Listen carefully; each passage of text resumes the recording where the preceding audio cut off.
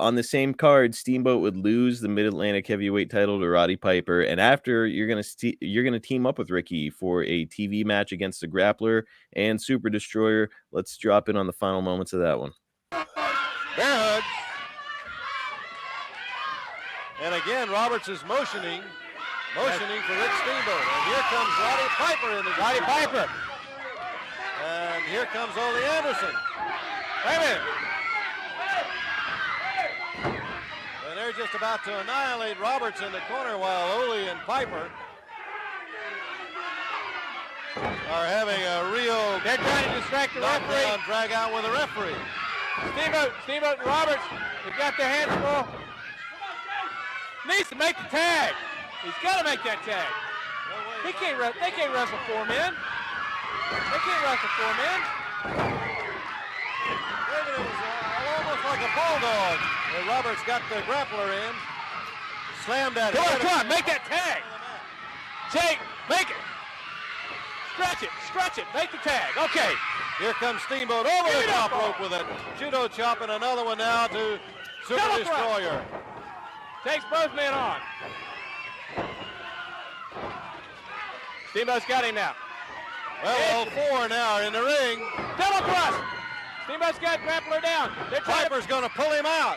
That's it. And referee Sonny Fargo says ring the bell.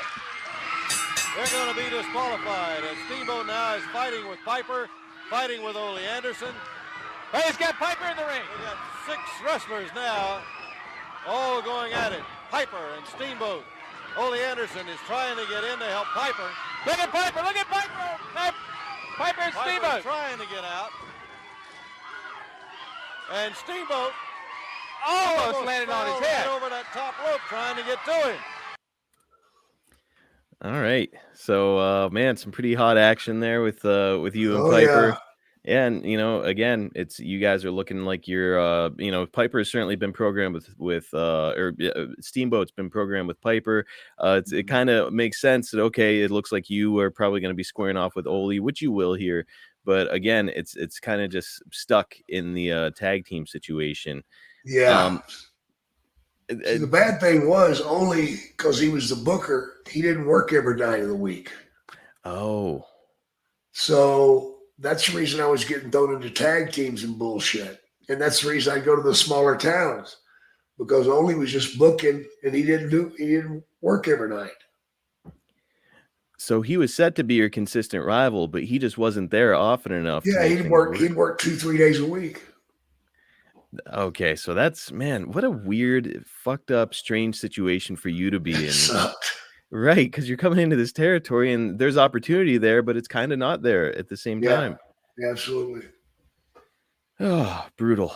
I mean, you and Ricky, it's, obviously you guys are both, going to go on to be Hall of Famers, both really skilled. Would you say that the two of you had enough opportunities to work together to develop good tag team chemistry? Oh, yeah. Yeah, we had it good.